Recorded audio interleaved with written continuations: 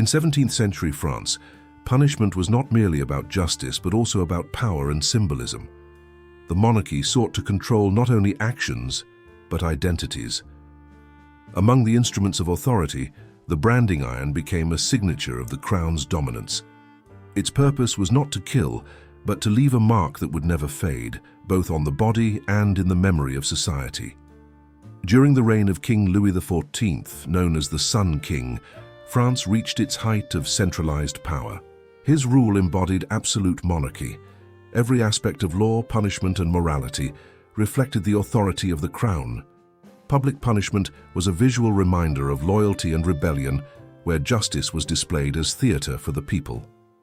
Louis XIV's France was a society structured by hierarchy and obedience.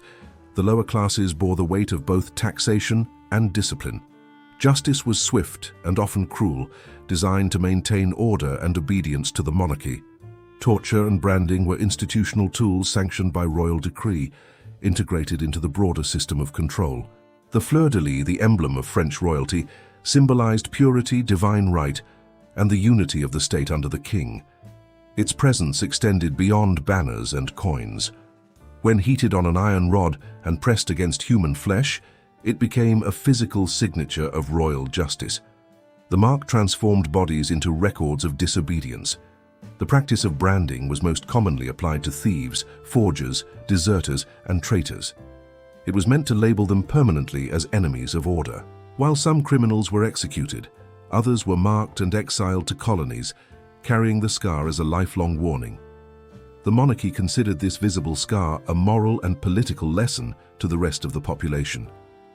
Quick reminder: if you are enjoying, do like the video and subscribe the channel for upcoming historical torture content. Under the French monarchy, punishment was designed to be both physical and public. Crowds gathered in town squares to witness sentences carried out. The spectacle reinforced social hierarchy. It reminded commoners that rebellion against the crown led not only to pain, but to permanent shame. The branding iron used under Louis XIV's regime was forged by blacksmiths working directly for the state. Each tool bore the royal emblem and was maintained by the executioner. The branding itself required precision. The iron was heated until red-hot in open flame and applied quickly to the flesh, often the cheek or shoulder. The burn left a distinctive scar shaped like the fleur-de-lis. The punishment reflected a larger philosophy of the monarchy: control through visibility. Every scarred face served as propaganda for the crown's authority. Those who carried the mark became social outcasts, reminders of the king's power over the body and reputation. The branding iron was both a weapon and a message. Louis XIV's rule centralized all forms of justice in the name of the king. Local courts followed royal directives, and judges often used the branding iron as a standard sentence for repeat offenders. The monarchy's justice system was strict, and its goal was deterrence rather than rehabilitation. The crown did not aim to reform criminals, but to display them as examples of failure and disobedience. Records from the Parlement de Paris show detailed accounts of branding sentences carried out in the capital. The executioner of Paris, known as the bourreau, had official authority to apply the mark in public view. The condemned would be restrained, and the iron pressed firmly against the skin for several seconds. The smell of burned flesh filled the air, and the crowd observed silently or with shouts of approval. Branding was not unique to France, but the fleur-de-lis gave it a distinctly royal identity. In England or Spain, criminals might be branded with letters indicating their crimes, such as T for thief. In France, however, the symbol itself was a representation of monarchical purity. To bear it as a mark of punishment turned the emblem of divine right into a sign of disgrace. The branding iron was part of a wider system of punishments that included whipping, the pillory, and forced labor. Branding served a unique role because it left an indelible trace. Even after serving a sentence or being exiled, the branded person could never fully escape the stigma. The burn acted as a lifelong passport of shame. The monarchy viewed this form of punishment as efficient and economical. It required no imprisonment or ongoing maintenance. Once branded, the individual was forever marked and easily identified if they re-offended. In colonial territories, such as New France or Louisiana, exiled convicts arrived with their fleur-de-lis scars as proof of their crimes against the crown. Louis XIV's administration, heavily influenced by his ministers like Jean-Baptiste Colbert, considered social order a reflection of divine will. Punishment was not just the enforcement of law, but a moral correction overseen by the king's justice. The use of the branding iron represented the fusion of political authority and divine symbolism. The branding iron also played a role in military discipline. Soldiers who deserted their regiments or stole royal property faced the same punishment. The fleur-de-lis mark identified them as traitors to the army and the crown. Military courts often carried out the branding in front of assembled troops to discourage disobedience. By the early 18th century, the practice had become both feared and normalized. For many commoners, seeing the branding of criminals was part of public life. It served as both entertainment and education. The monarchy ensured that punishment was visible, memorable, and unmistakably tied to royal identity.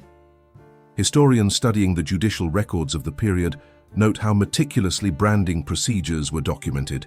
Each executioner recorded the date, crime, and location of the mark. The fleur-de-lis could appear on the cheek, shoulder, or arm, depending on the severity of the offense. In rare cases, the face was chosen deliberately to ensure lifelong humiliation. The branding iron became an enduring symbol of monarchical control long after Louis XIV's death. Even under his successors, the mark of the fleur-de-lis remained a legal punishment. It was not until the late 18th century, as revolutionary ideas began to challenge royal authority, that such punishments were openly questioned. The French monarchy used the branding iron as a political instrument disguised as justice. Each mark served a purpose beyond the punishment itself. It reaffirmed the social order and reminded the population of their place beneath the king. The iron did not simply burn skin, it etched loyalty and obedience into the structure of society. By the late 17th century, the branding iron had become a fixed part of the French justice system. The device itself was simple in construction, but powerful in meaning. A blacksmith forged it from iron and shaped its tip into the royal emblem, the fleur-de-lis. The handle was long enough to keep the executioner's hands away from the heat, while the end carried the mark of the monarchy. Before every use, it was placed in open fire until it glowed a deep red. Branding was administered publicly, most often in city squares or outside local courthouses. The condemned stood bound before a crowd that gathered to witness royal justice in action. The branding iron, when lifted from the flames, represented the authority of the crown made visible.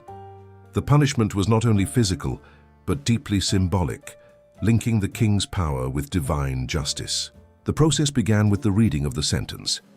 The town crier announced the name of the criminal, their offense, and the punishment decreed by the court. Guards restrained the individual, while the executioner verified the branding iron's heat by testing it on wood or animal hide. Once ready, the iron was pressed firmly against the condemned person's flesh. The contact lasted only a few seconds, yet it created a permanent wound. The most common area for branding was the shoulder or upper arm. However, repeat offenders and those convicted of treason were often branded on the cheek. The location was chosen intentionally to ensure public visibility. A mark on the face meant there could be no concealment, no second chance at anonymity. The individual became permanently identified as one who had defied royal order. Pain was inevitable and intense. The iron burned through skin layers instantly, leaving a raised, blistered pattern in the shape of the fleur-de-lis. Medical treatment was minimal. The wound was often left exposed to the air, leading to infection or scarring that lasted a lifetime. Physicians were rarely involved in such punishments. The state viewed suffering as part of justice rather than something to be reduced. Executioners, or bourreaux, were state employees. They received formal training and worked under local magistrates. Their duties included not only executions, but also whippings, amputations, and brandings. The role carried both authority and stigma. In many communities, executioners were socially isolated, forbidden from participating in ordinary trade or religious life, yet essential for the functioning of royal justice. The branding iron's design varied slightly depending on region and period. Some carried the standard 3-petal fleur-de-lis, while others bore an elongated version. For military crimes, Additional letters could be added, such as D for deserter. The uniformity of the mark made it easy for officials across the kingdom to recognize branded criminals if they reoffended or fled to other provinces. Branding also extended beyond mainland France. In colonies such as New France, Guadeloupe, and Saint-Domingue, the same punishment was used on convicts and enslaved persons. In these territories, the fleur-de-lis mark identified individuals as property of the crown or subjects under its authority. The colonial branding practices revealed how punishment operated as an instrument of imperial control. For many branded criminals, exile followed punishment.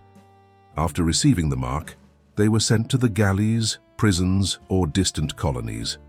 The scar served as a lifelong record of crime and punishment.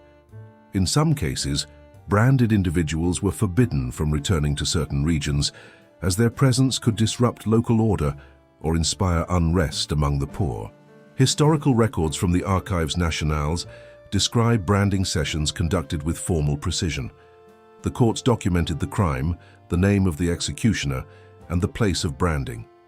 Witnesses were required to confirm that the punishment had been properly administered. The presence of the crowd was not accidental. It was considered essential to justice, serving as a public lesson in obedience. The branding iron was more than a tool of pain. It was a visible extension of royal law. Each mark functioned as a form of social documentation in a period before centralized police systems or reliable identification. The fleur-de-lis scarred onto the skin became an early form of legal record, impossible to erase and immediately legible to anyone familiar with its meaning.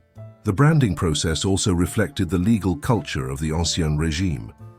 Law under the monarchy was personal and symbolic. Crimes were viewed not only as violations of social order, but as offenses against the king himself. Punishment, therefore, needed to restore the moral and political balance by reaffirming the monarch's supremacy. Branding achieved this through the public display of loyalty reimposed by force. In the case of treason or sedition, branding was often performed alongside other punishments such as whipping, mutilation, or banishment. The fleur-de-lis mark on the face of a traitor was intended to erase individuality and replace it with the king's emblem. The scar declared that the body no longer belonged to the self, but to royal authority. Although the monarchy justified branding as deterrence, critics began to emerge by the early 18th century. Legal reformers argued that the practice produced lifelong humiliation without offering any path to reintegration. Some clerics questioned whether permanent marking aligned with Christian mercy. Yet for much of the period, the system remained unchanged. The crown considered fear and shame essential tools of governance. Executioners maintained their instruments carefully. The branding irons were cleaned, reheated, and stored under lock and key. The fleur-de-lis design was inspected regularly to ensure consistency. Records show that older irons were replaced when their edges became worn, as blurred marks could create confusion or be contested by courts. The state treated the symbol with the same respect as an official seal. For the common people, the sight of branding became a familiar warning. Marketplaces and city squares often served as locations for both punishment and trade. Children, merchants, and travelers witnessed the act. It reinforced the association between the monarchy and moral discipline. The fleur-de-lis, once a symbol of holiness, took on a second meaning as a mark of disgrace. The branding iron's history demonstrates how physical pain was used to communicate political order. The crown did not rely on written law alone. It used the body as a medium of message. The burned flesh of criminals became part of the state's visual language. Every branded person was a reminder that justice in France under the monarchy was both sacred and severe. As the 18th century advanced, Enlightenment thinkers began to challenge the legitimacy of corporal punishment. Philosophers like Montesquieu and Beccaria argued for proportionate justice based on reason rather than spectacle. Their writings would later inspire reformers to question branding, but during the height of the monarchy, such criticism remained theoretical. The practice persisted in full force until the years preceding the Revolution.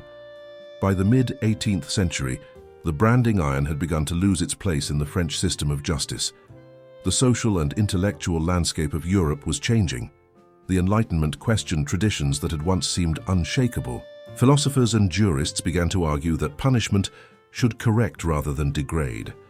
The permanent mark of the fleur-de-lis came to be seen not as justice, but as cruelty without purpose.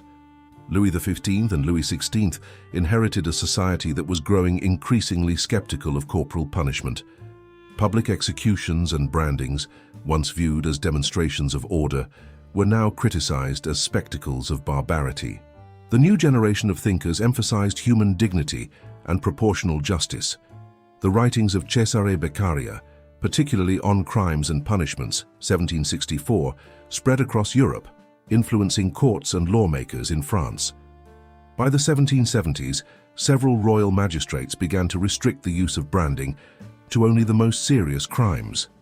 Lesser offenses were punished through imprisonment or forced labor. The fleur-de-lis mark was gradually replaced by other identifiers, such as documentation or registration records. This reflected the early development of a modern bureaucratic state where written records began to replace physical scars as proof of criminal identity. As revolutionary sentiment grew, so did opposition to symbols of royal power. The fleur-de-lis, once sacred, had become associated with oppression and inequality. When the French Revolution erupted in 1789, nearly every institution tied to monarchy was questioned or abolished. The branding iron, bearing the emblem of royal authority, became one of its casualties. It was formally abolished in 1832 under the July monarchy, long after the fall of the Bourbon kings, but the decline had begun decades earlier. Archival accounts show that by the late 18th century, branding ceremonies were rare and often met with discomfort by the public. Crowds that once gathered to watch now expressed pity rather than approval. The executioner's role also diminished in social status, as the spectacle of physical punishment gave way to the bureaucratic anonymity of prison walls. Justice was becoming a matter of administration rather than demonstration. The abolition of branding marked a significant transformation in how France conceived justice and authority. The human body was no longer treated as a surface for inscription. Identity and punishment moved from flesh to paper, from public shame to institutional confinement. The shift reflected a broader change in European thought, where law began to focus on rational order rather than moral display. Today, the branding iron of the French monarchy stands as a reminder of a period when justice was inseparable from power. It illustrates how authority once relied on physical symbols to maintain control. The mark of the fleur-de-lis, burned into skin, represented both obedience and fear. Its disappearance signaled the end of an era in which punishment sought not only to correct the body, but to shape the very image of loyalty within the state.